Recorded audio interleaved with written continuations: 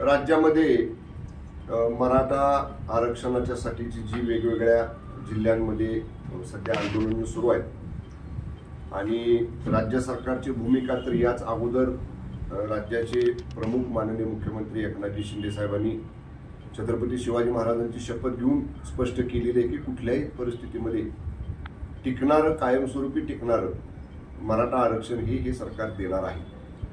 मी आपल्याला एवढंच आज नमूद करणार आहे की तातडीची बैठक मराठा आरक्षण उपसमिती जी माननीय मंत्रिमंडळाची आहे, चंद्रकांतदादा पाटील आमचे ज्येष्ठ सहकारी मंत्री महोदयांच्या अध्यक्षतेखाली ती बैठक सोमवारी सकाळी 10 वाजता मंत्रालयामध्ये या ठिकाणी आयोजित केली आहे.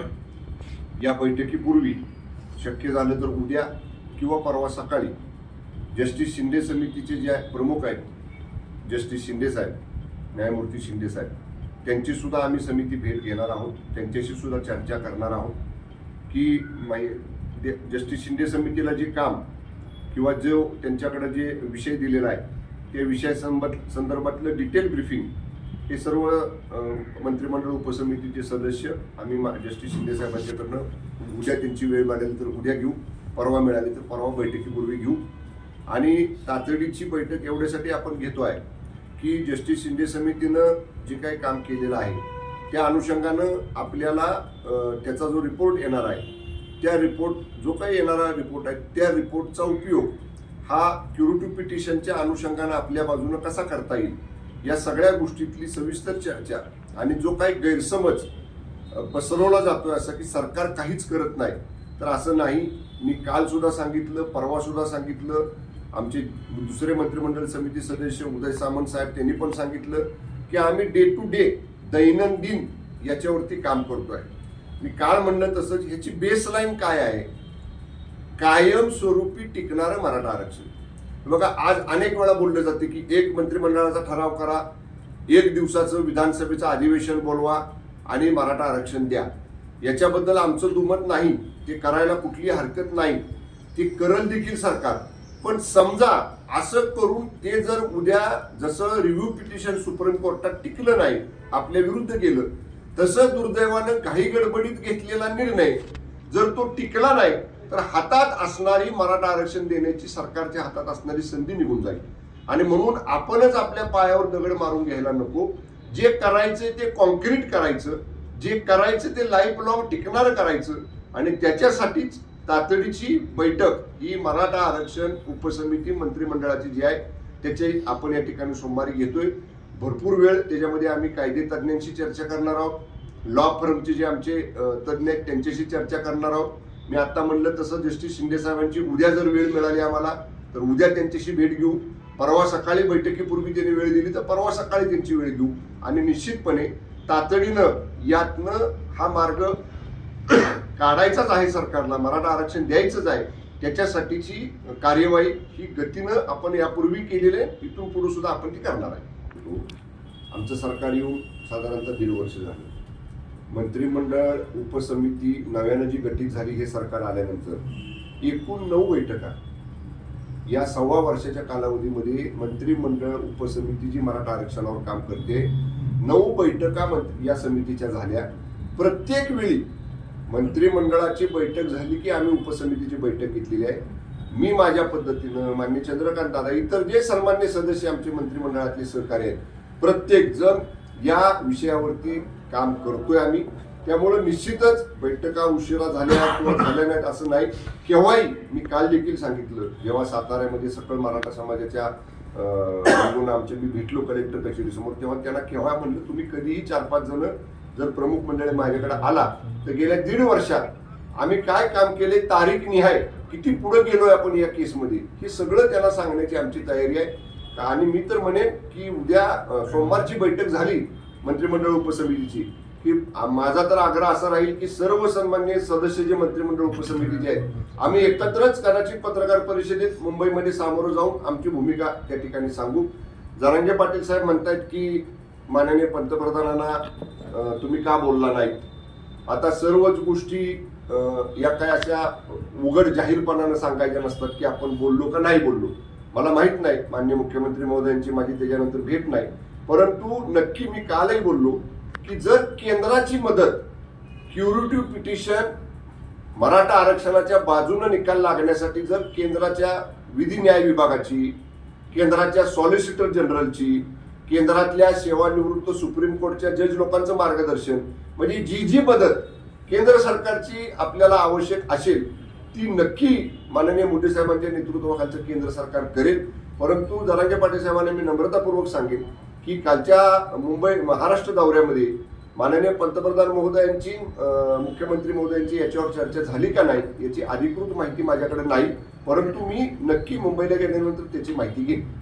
एक फोन कॉल जे आहे ते मराठा आंदोलक काही नेते मंडळींना करत आहेत. तर आज एक कथित एक फोन कॉलचं एक प्रकरण समोर येते नाही, त्यामध्ये नारायण राणेंना एका मराठा आंदोलकानं फोन केलेला आहे. त्यामध्ये नारायण राणेंनी त्याबाबत त्याच्यावरून शिवीगाळ वगैरे केलेली आहे समोर म्हणजे कथित असेल त्याची ऑथेंटिसिटी काय, अधिकृत आहे काय? बघा आता आपण बऱ्याच वेळा बघतो कुणी कुणाचाही आवाज काढतो आणि मला असं वाटते की जबाबदार केंद्रीय मंत्रिपदावर काम करणारे व्यक्ती असं हे शिवीगाळ करतील असं मला तरी वाटत नाही. त्याची ऑथेंटिसिटी तपासली पाहिजे, किती तथ्य त्याच्यामध्ये आहे, किती सत्य त्याच्यामध्ये आहे हे सुद्धा तपासलं पाहिजे. ते अधिकृत त्याच्यावरचं काही माहिती बाहेर जोपर्यंत येत नाही तोपर्यंत अशा जबाबदार व्यक्तींच्या बद्दल काही भाष्य करणं उचित नाही. झाले प्रश्न.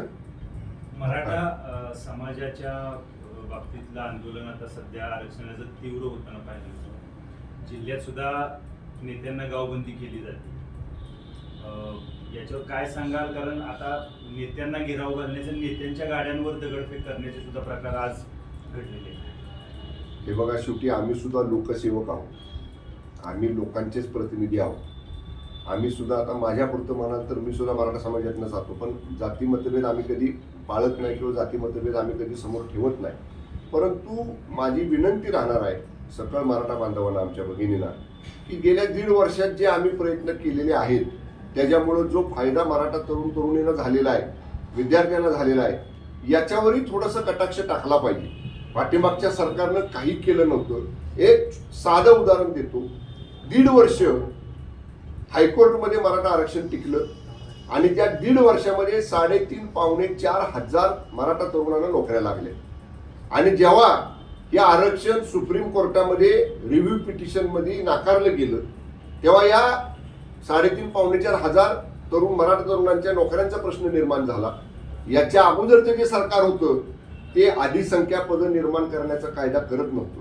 त्यावेळी असं आम्ही त्या मंत्रिमंडळामध्ये राज्यमंत्री होतो, त्यावेळी असं सांगितलं जायचं कंटेम्प्ट ऑफ कोर्ट होईल, कोर्टाचा अवमान होईल, कारवाई होईल.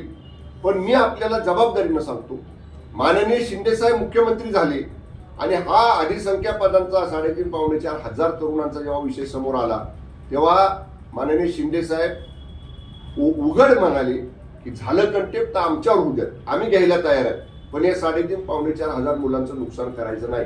आम्ही अधिसंख्या पद निर्माण करण्याचा निर्णय घेतला, कायम झाली.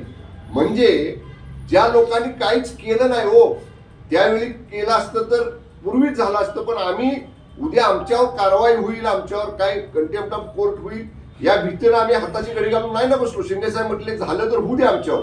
आपण हे निर्णय घेतले, आपण शिष्यवृत्ती वाढवण्याचे निर्णय घेतले, वसतिगृह योजना जी आपल्या मराठा बांधवांच्या भगिनींच्या मुलांच्यासाठी, विद्यार्थ्यांच्या विद्यार्थिनींच्यासाठी आहे, त्याचा कोटा वाढवला. परदेशी जाणाऱ्या विद्यार्थ्यांचा कोटा आपण वाढवला शिष्यवृत्तीच्या.